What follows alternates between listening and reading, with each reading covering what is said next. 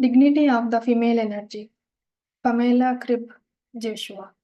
Pamela Cribb was born on 6th September 1968 in Netherlands. At the age of 12, after her grandmother's death, she got interested in literature about the afterlife, psychic pneumonia, pneumona, etc. She started her studies in philosophy at the University of Leiden in the year 1997. She graduated with a doctorate in philosophy in the year 2000. She investigated her past lives through regression therapy. This provided to an amazing adventure. She investigated many lifetimes when explained more about herself.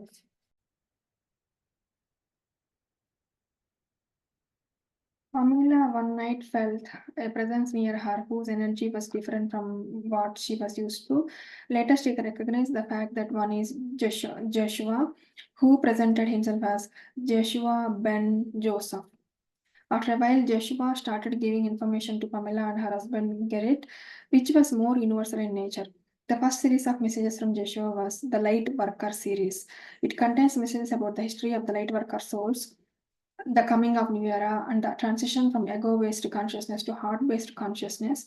Apart from Joshua, Mary and Magdalena also provided wonderful messages through Pamela to the whole humanity. A few experts provided by Mary from the book Heart-Centered Living. This is Mary speaking. I rejoice and I'm here with many loving guides and angels who want to share their energy with you because we all love you. We are brothers and sisters united by a common goal to live on earth and spread the spark of light so that peace and joy will be born in the hearts of many. All of you have undertaken a long journey that leads to this very moment in the 21st century, a moment that is significant in the process of transformation on earth. People are currently getting involved on a large scale. Their souls have been touched by a desire, a longing, a knowing. The past 10 centuries have been marked by the suppression of female energy on all levels. Those were times when women had no basic rights. Traditionally, female energy itself, that life-giving, creative, and spiritual force, was ignored and looked down upon. Much pain and suffering ensued from the disharmony between male and female energy. You women all carry part of the collective female soul. The bundled energy of female experience on earth throughout the centuries. There is fear, sorrow, rage, alienation, disempowerment, and abandonment. You can feel the very presence of all of this in your own body. Don't be afraid of it. These are exactly the times when this pain wants to be seen and known, so it can be healed by the rising of inner awareness. Originally, male and female energy were meant to be equal partners in a creative dance. Male and female energy are equally represented in every soul. There are no male souls or female souls. Only souls that choose male or female incarnations. Male and female are not fixed entities, they are aspects of creation. If you incarnate as man, the male will be temporarily dominant in you. One could say that the soul wants to, in particular, to investigate the male side of creation. However, this will only work well if he continues to recognize his female energy as part of his own being and as an equal creational entity.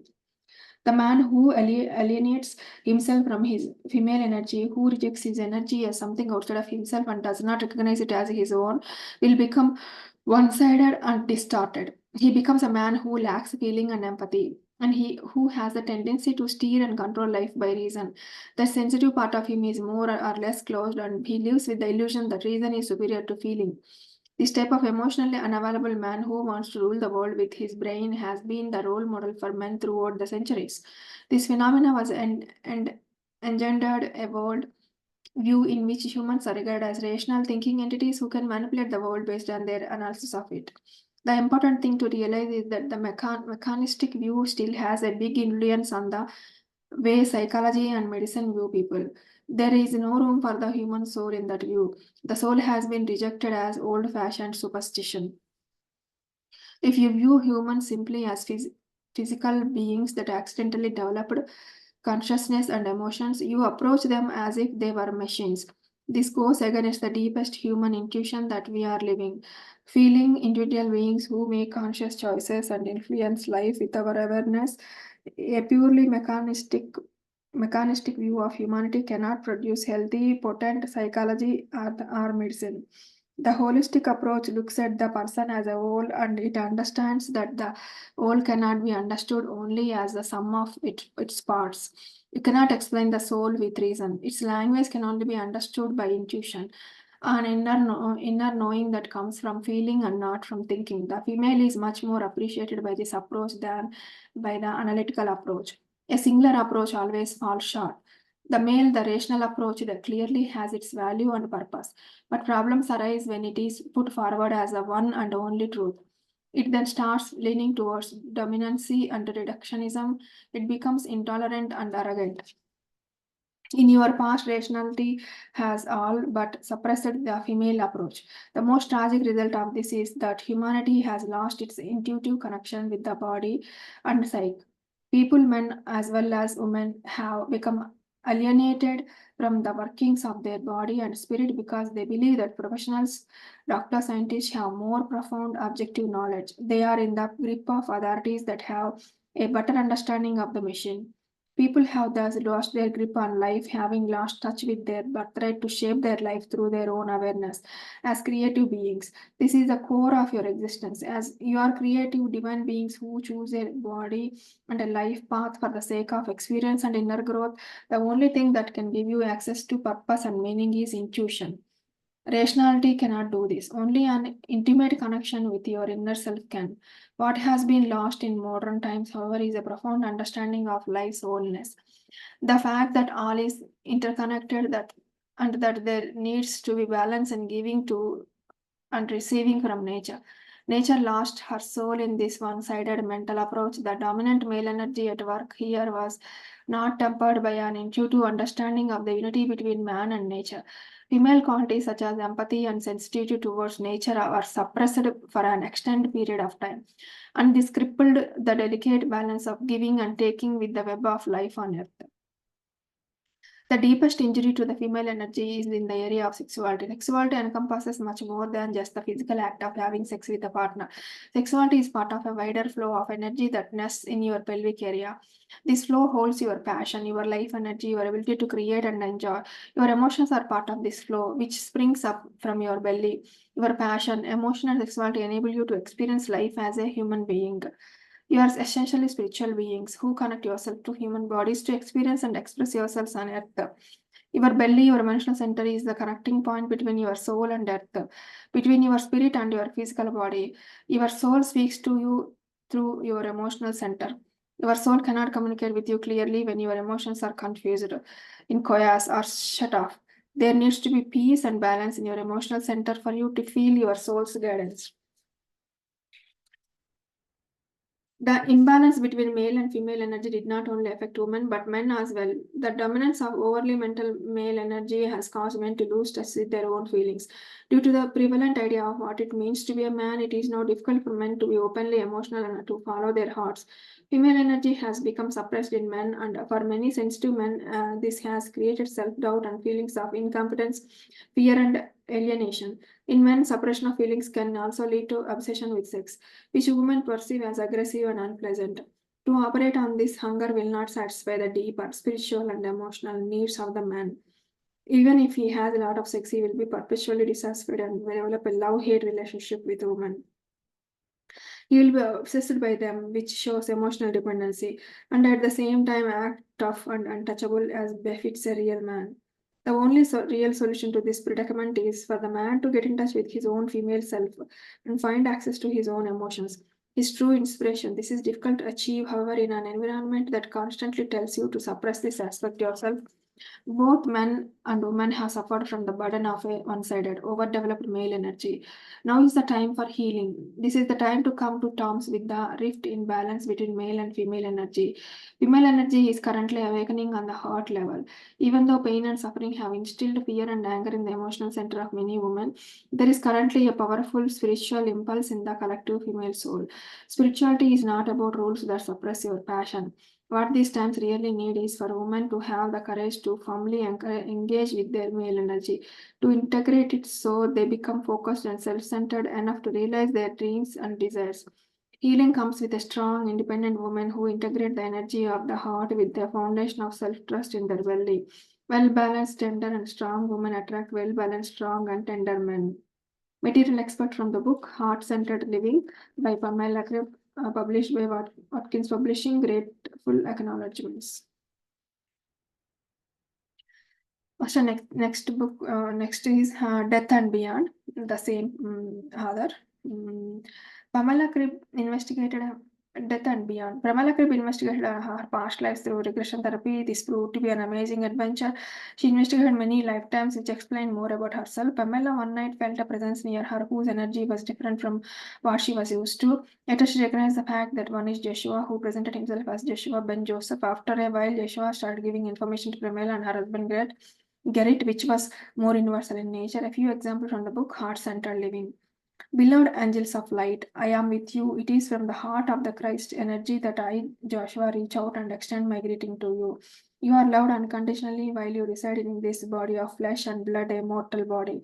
As so often the case in the earthly dimension, you tend to turn things topsy turvy and present them exactly opposite to the way they actually are. In reality, death is liberation, a homecoming, a remembrance of who you really are.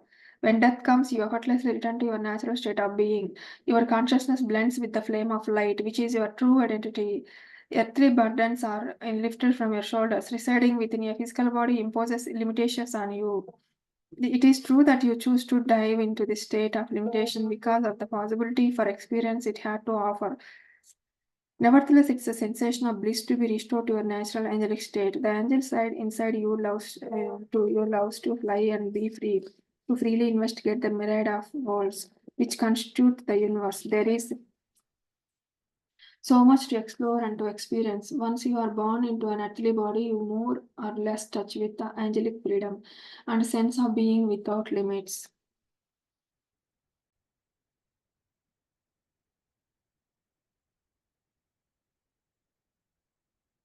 Indeed, the journey down from heaven to earth has been a tough one. Death, however, transports you back to the plane of eternal and safety.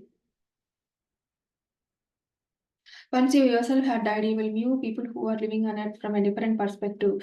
You will be more tolerant, mild, and you will find yourself with an increased sense of wisdom. Soon after your arrival here, you will perceive light beings around you. There will be guides to assist you and people you knew who passed over before you. Anyone with whom you had a loving connection will come to greet you at some point. Once again, it becomes so clear to you that saying farewell is but an illusion, that the heart connection is eternal. After you arrive on this site, there is a phase of adjustment in which you get used to your new environment and slowly release your attachment to Earth life. You will need to acclimatize. There will be guides to support you. You are specialized in this. You will still have a body, yet it will feel more fluid than the physical body you are used to. Most likely, it will take on the appearance of your most recent physical body. Although there is freedom to take on any appearance that you desire, most people appreciate some continuity for a while. You are also free to create your own living conditions, for instance, a beautiful house with a lovely garden in a natural environment you are fond of while on earth. It is quite alright to live out your earthly fantasies on this plane, which I refer to as the astral plane. Is this dimension or realm of being which allows for much creative freedom, although it still resembles and is closely connected to the dimension of physical earth. As your stay on the other side extends, your spirit expands into wider and deeper levels of awareness. More and more will you let go of the ways of thinking and feeling you are used to then on earth. Essentially, you gradually go back to the core of who you are, your soul, the divine spark within. The more you enter or return to that state of consciousness, the more you detach yourself from your earthly personality and the dimension of earth. You will sense a flow of being which reaches beyond that aspect of you. You will get in touch with the other lifetimes you spent on earth, incarnations wherein you embodied other aspects of your soul. As you are moving closer the core of your soul, you are leaving the astral plane and entering what I call the essential plane, the realm of essence. Most people stay in the astral bodies for quite a while after they have died. They look back on their life on earth and reflect on all the experiences they have gone through. In the astral realm, you can experience both joy and depression, both positive and negative emotions. At some point, you will let go of all your attachments and emotional pain, and you are ready to move beyond the astral plane altogether. That's when you pass to the plane of essence. When this happens, it is like a second death. You leave behind anything that does not truly belong to you and allow yourself to merge with the greater you, your divine core. The moment you pass onto the essential plane, you will be aware of the immense power that moves you. You will experience your oneness with God. When you reach the essential plane in afterlife, you will be able to make conscious choices regarding your future destination.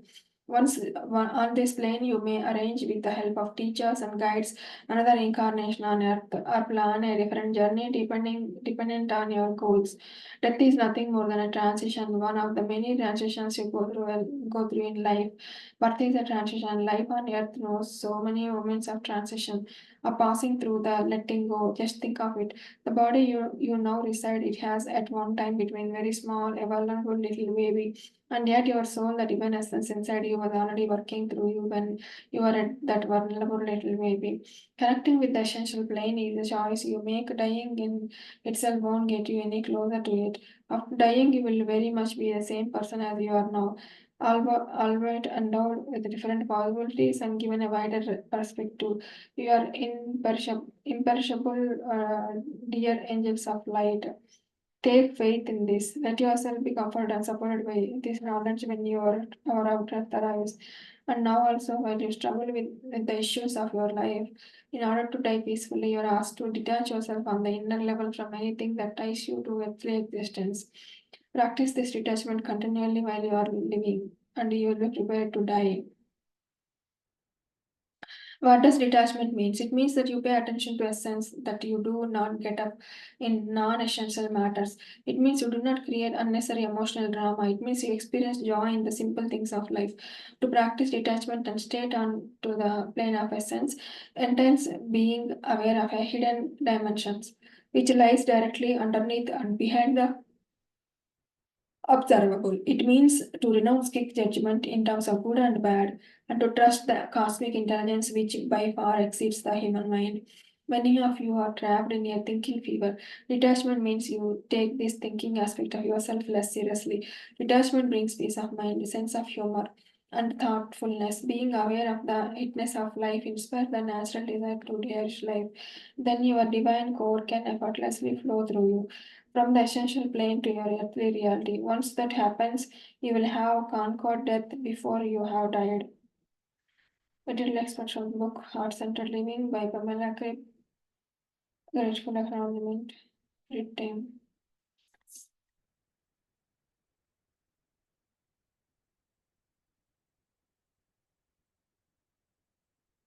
Masters will stop here. Okay.